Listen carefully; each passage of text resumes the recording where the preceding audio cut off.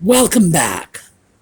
So today we are continuing with our exploration of quick, easy, cheap ways you can make your home a little more interesting and a little more elegant looking. And yesterday we talked about hardware changes, changing your doorknobs, your cabinet handles, because that is probably the quickest, easiest, and cheapest change you can make. Today we're going to talk about another one that does in fact require a little more time, a little more patience. But here's the great thing. If you do it yourself, it's even cheaper than changing out your hardware. And that's painting. So, when we come back.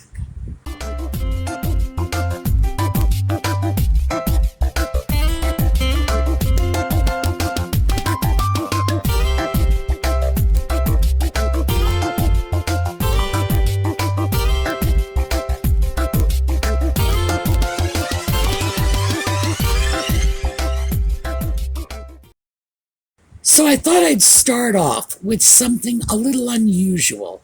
One of those things that, when you talk about painting, this is not the first thing that jumps to your mind. And that is stairways.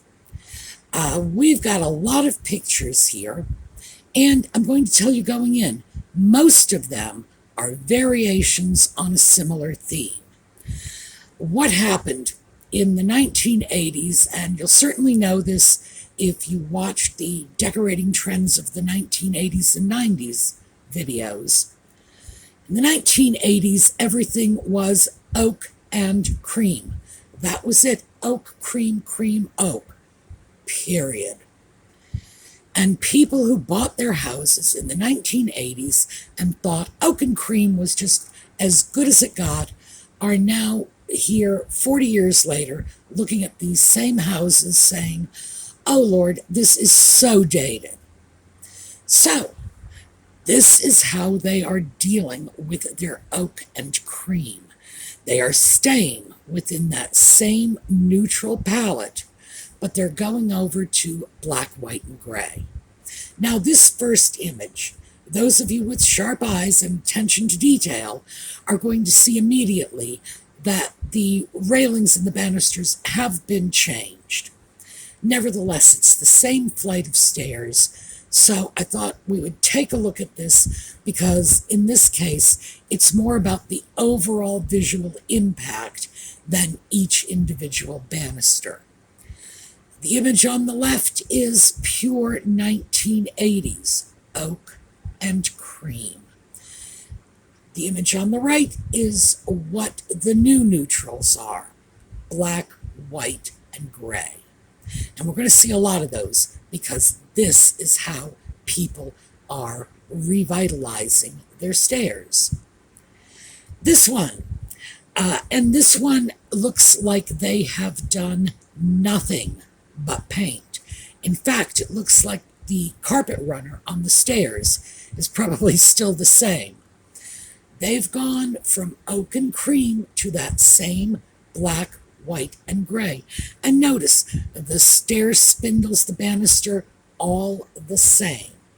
Frankly, although I hate the idea of painting wood, I don't know, it's almost a religious issue with me because I have to say I can be pretty irrational on it.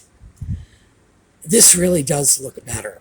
I would not have painted the railings.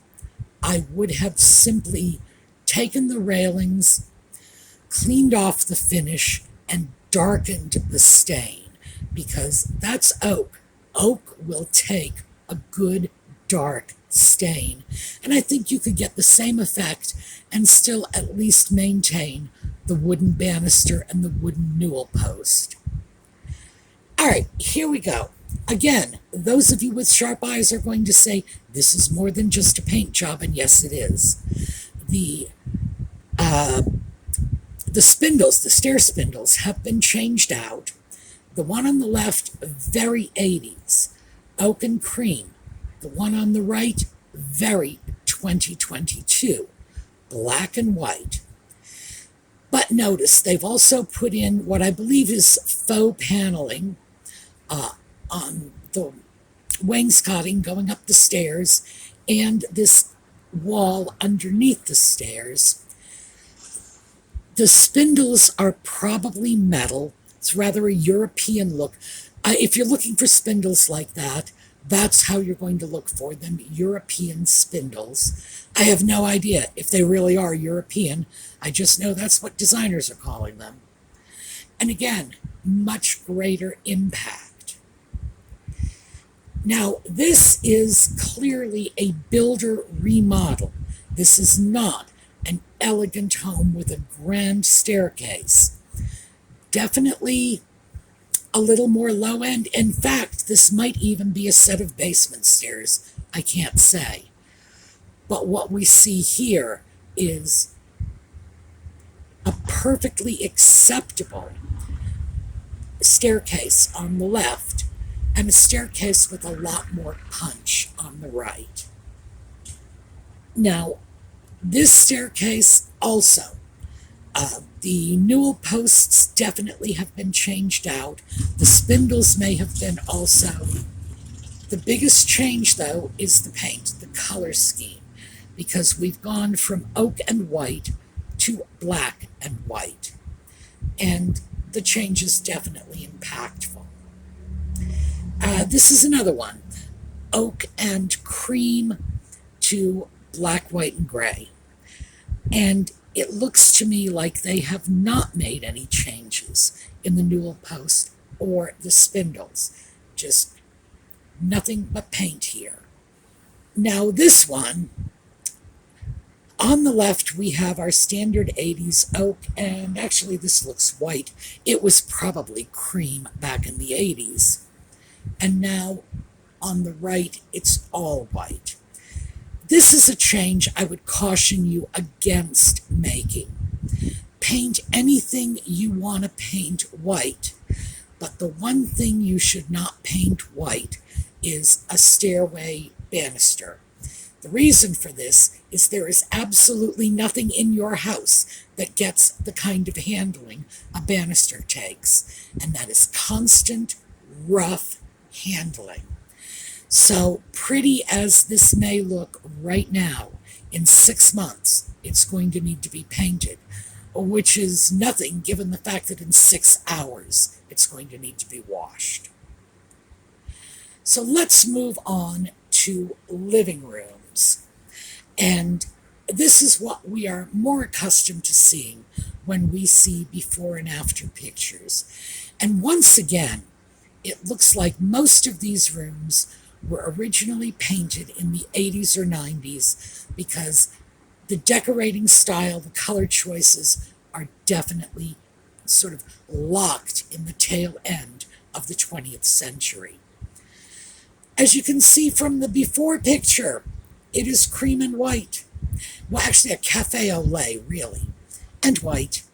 And that was 80s. Oh my, yes. And below, what we have now is gray and white. Now, I have to be honest, I don't find this particularly impressive to go from one neutral and a very static color theme to another. It's trading out one neutral for the next, and it's not something that really catches my fancy. However, I do have to say, the new look is much, much better than the old look. Here's another one. Now, with this one, one of the things I like about this particular picture is there are very few changes other than the paint. They have reupholstered the sofa. That is the same sofa. It's just recovered. But the chairs are the same. This is essentially the same room, just really brightened up by going from this neutral sort of greige, that gray beige that was so big in the 90s, into a pale blue, which frankly goes much better with the chairs to begin with.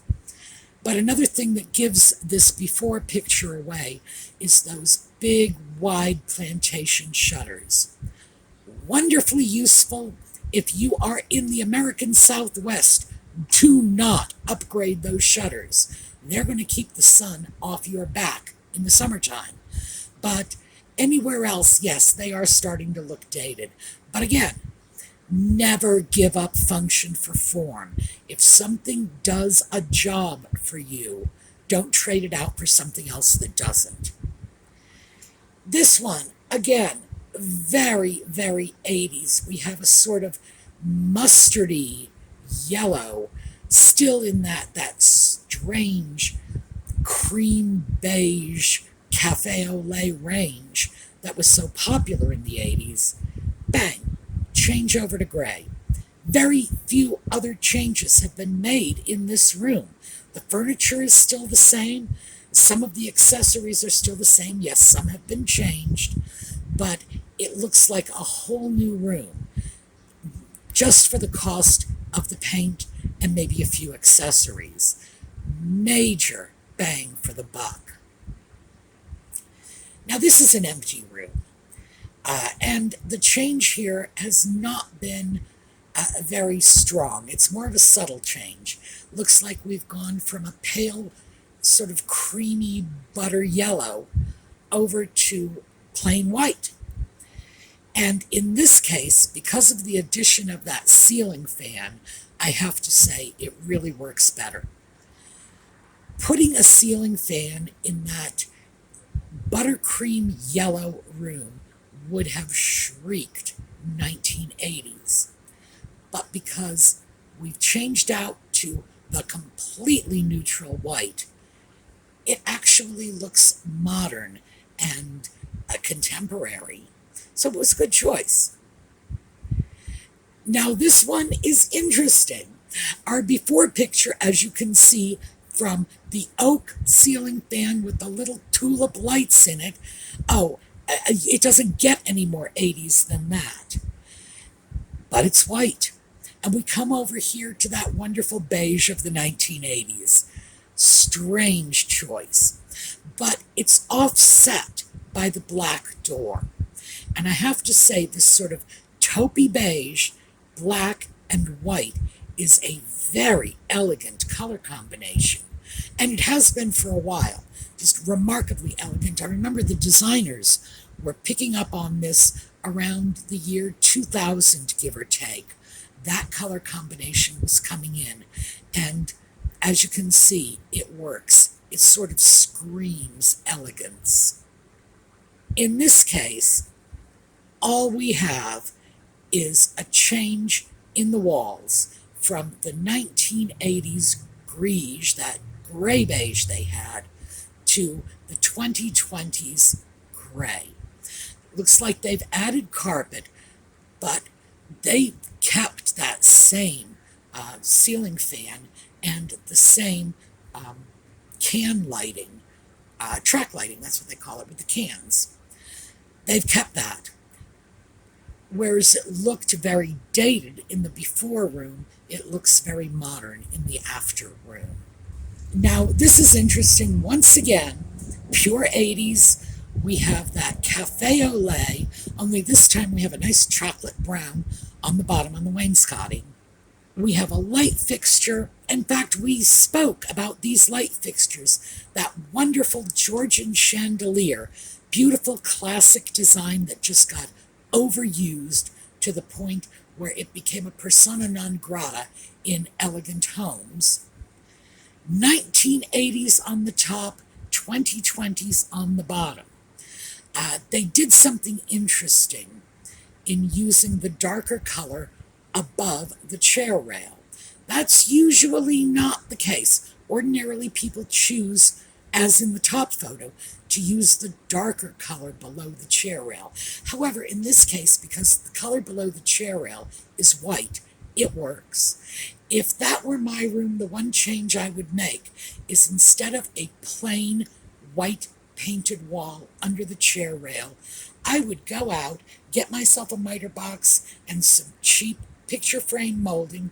You can get that at Lowe's, at Home Depot, at any home improvement store. And I would simply put together little empty picture frames, stick it onto the wall, and say, voila, look, faux paneling. And I think that would improve the room a bit. Nevertheless, I like it the way it is, and notice that very unpopular Georgian chandelier is still in the room, but it doesn't look bad. This is more my idea of what you need to do when you're dealing with color. The before room is white. The after room is wow. This is a wonderful shade of brick red. It's just fantastic. And by the way, if you want to throw strong color in your home, the place to do it is the dining room. And there are reasons for that, primarily because the dining room is not in constant everyday use.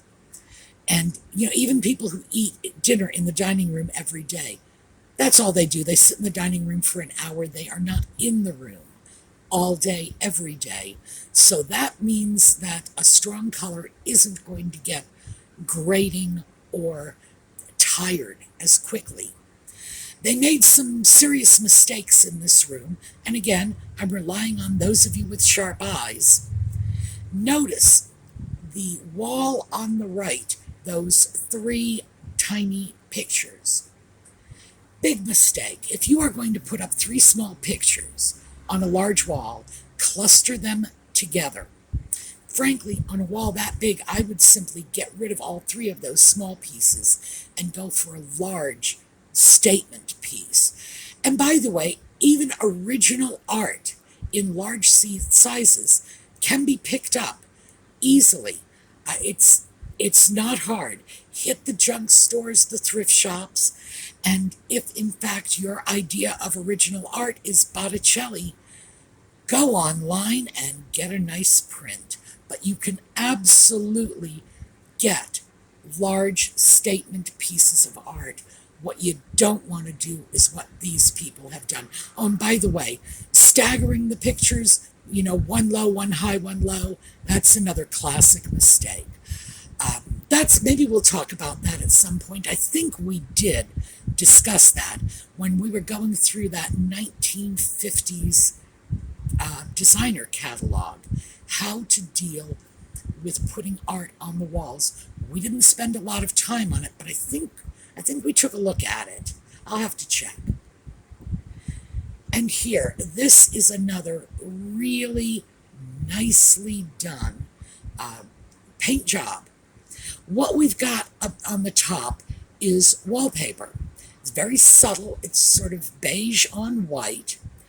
We have that signage. And remember, just a couple of weeks ago, we were talking about how that is out. Too much words. Go away now. They got rid of that. This is a whole room redo. But the important thing, the one that sticks out at you immediately, is the paint. In this case, they have put molding on that back wall on either side of the fireplace in paneling. Now, I don't know if that is genuine paneling or simply faux paneling, something made of stock molding and then painted, but nice job, really nice, adds a whole new layer of elegance to this room.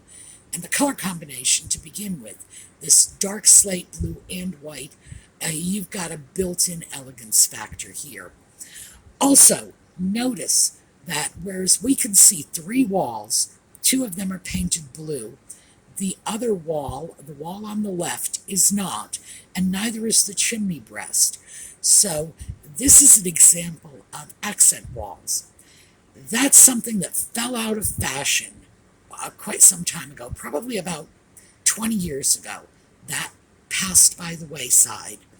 It's starting to come back now. Accent walls are fine when used in moderation, but back in the 80s and 90s, when every home had an accent wall, and many accent walls in the home, it was like every room in the home had an accent wall. No, it was overdone. All right, let's take a look at the paint renovations you're probably most accustomed to seeing, and that's kitchens. And we're going to start off with my favorite, because I am unhappy with the before picture. That's the one on the left, but I love the after picture. And as I've already said, I don't like painting wood. It bothers me. On the other hand, I guess there's something I like more than I hate painted wood, and that is a Victorian pantry. And they took a piece of furniture and turned it into a Victorian pantry, so yes, I love this. I think there is no question that the after picture looks much better. Now, as we move on to other kitchen pictures, I'm going to warn you in advance, we are going to be looking at the same colors over and over again, because what people do when they paint their kitchens is, frankly, they don't use their imagination. Most of the pictures I found for you are wood kitchens being painted white. So I made a point of digging out some other options. So here we go, wood kitchen painted white. Huge difference here. And frankly, other than the painted cabinets, it looks like the backsplash, the area above this granite countertop, it looks like that may have been changed, although frankly it may have been painted. You can paint tile. All this is the wood over to white. The appliances are the same, the flooring is the same, they've added a rug. The countertop is the same. And as I say, I think the backsplash might be the same, but painted. Major, major improvement. Now, here's another one. We are looking at our standard 80s kitchen. Somebody, however, painted the walls gray somewhere along the line. That would not have been done in the 80s. In the 80s, we would have had all this oak, and if you look through the doorway on the before picture, you can see that sort of off-white, cream, beige, butter yellow. That would have been on the kitchen walls. So we have 80s to bang. 21st century. Now, notice, and this is something I wish we saw more of, but notice that the island is painted gray and not white like everything else. That's kind of a rarity, but we're going to talk a little more about that later. So here's another one. In this case, they've changed some appliances too. Definitely made some changes in the tile backsplash, and it looks like they may have changed the countertop too. They've changed the flooring, so this has been a full redo. But obviously, it's the change from the wood cabinets to white cabinets that's making the huge difference. And also, that coat of paint probably saved them more than 50% on their rehab budget. And also, yesterday, I mentioned to you when we were talking about handles that sometimes you will find kitchens like this before kitchen on the left with no visible hardware. What they had was finger pulls routed into the underside of the cabinet doors and drawers. If you want to upgrade hardware, obviously that is the perfect situation for it. Once again, we have the before and after. In this case, it looks to me like the only change that's been made is painting the cabinets. It looks like everything else is basically the same. Major change, far less dated looking. Again, good choice. And here is another oak over to white. As I said before, this was the most common before and after paint job available in terms of images. So I wanted you to see it. This is what you're used to. However, it's not the only game in town, and I made a point of getting some other images for you. Now this one, as you can see, there have been a lot of changes here. The Formica countertop's been replaced. It looks like they've redone the tile, upgraded the appliances. But basically, our biggest change is the color. They've painted the cabinets out in gray and painted the soffit over the cabinet in gray as well. Gray is the second choice for kitchen repainting today. So we're going to see some gray. Now this one, and this is a green kitchen over to white. This is one I threw in mostly because this is clearly an older kitchen. It's a kitchen already been painted at least once. I don't believe that green color is original to this cabinetry. It's been upgraded. They put in those nice sleek black handles that we looked at yesterday. But then they went over and changed it to white, and they changed those sleek black handles to silver. But what I wanted you to see is how easy is it to change one paint color to the next.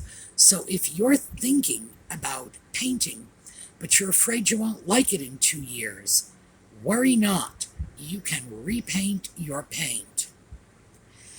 Now, here is another one in the gray range. This is a lighter gray, and it looks like the only thing they've painted out here is the cabinetry. The rest of the kitchen, the walls are left white as they were before. They have upgraded the appliances. They've gone from white over to black and stainless, more modern. And it looks like they've upgraded the countertops as well. So this is probably a larger remodel. Still, the biggest change is the gray, and it's a nice light gray. And actually, I think the gray makes this kitchen look brighter than the wood. This one, this is a very interesting before and after photograph. I love the way they molded those two pictures together. What we have here is what it looked like before on the left, moving into what it looks like now on the right, and clearly the only thing they are trying to show is the gray cabinetry. This, I guess, is a matter of taste. For me, it's 6 of one, half dozen of the other, because I'm not especially fond of gray in the kitchen. But hey, if you want more modern, I have to say, you're going to get it from the gray. Now, here is another one, and in this case, what we have is just a dark, almost black gray, charcoal gray, really. This is clearly part of a larger kitchen redo. We've gone from that 80s oak to painted gray, but also some of the cabinetry has been changed, and I do think in this case some of the look has been captured with the changed cabinetry. Nevertheless, I wanted you to see just how dark some of these cabinets can get. Here's another one, dark gray. We have a sort of dark mahogany finish on the cabinets on the left, going over to this very dark gray with, well, it seems to have a touch of blue in it. Frankly, it seems to me that the gray kitchen looks brighter than that mahogany kitchen, and I wouldn't have expected I would be saying that. Another dark gray. This time they've added cornice molding to the top of the cabinet. And by the way, that is another really quick and easy way to give your kitchen a little more elegance. This cornice molding is cheap. All you need is a hammer and a miter box. But as you can see, not much else in this kitchen has changed. Same countertops, same appliances, same flooring, just the gray. And here is another small section of a kitchen.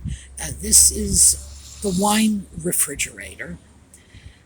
What we have here is the painting in the middle of the job. It looks like on the left they've already started taking the door fronts off. Now that's something that's going to happen when you repaint. You are going to have to do some disassembly and some reassembly, but I think in most cases it's worth it. Now we're getting into some different colors other than white and gray. Now this is interesting because they've done two things here. They've removed the upper cabinets and they've painted the lower cabinets blue.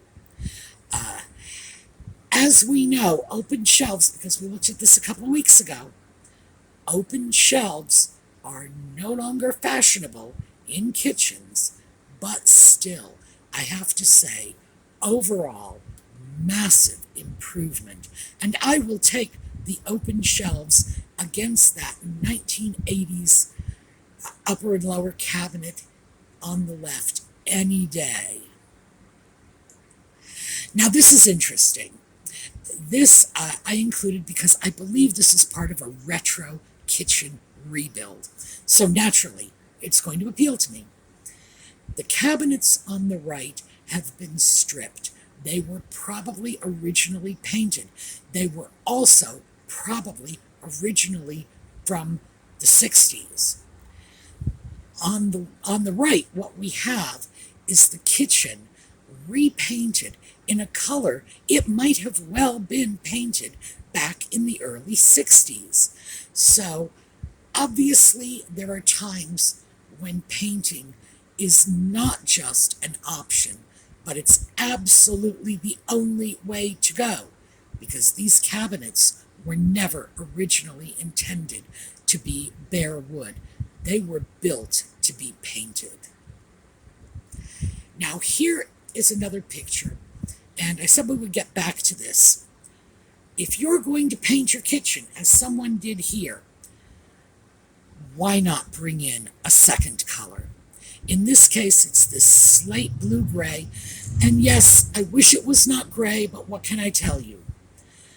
It absolutely breaks up the monotony of the white kitchen.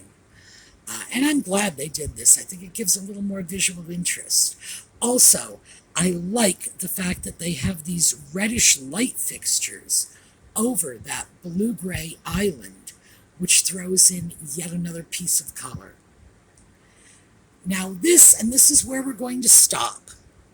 What they have done here is, in addition to painting the kitchen in two different colors, upper cabinets in white, lower cabinets in a sort of greenish gray, they've also painted the Formica countertop. This is the same countertop. And oh yes, you can paint Formica.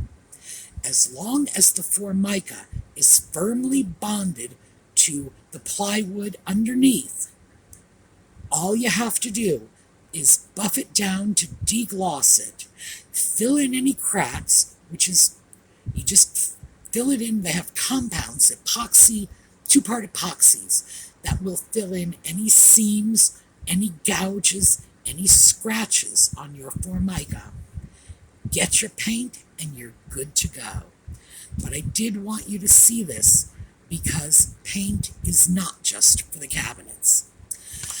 Okay, we went a little long today, but we were a little short yesterday because sometimes these segments don't break down evenly for me. This is one of those times. I hope you've enjoyed this. And for those of you who stay with us for the Just Chattin' series, that will be on later this evening. For those of you who just want the thrifting and the projects and the how-tos, well, come on back because we'll be here next weekend. We're going to take a look at a slideshow on the way out. Have a terrific day.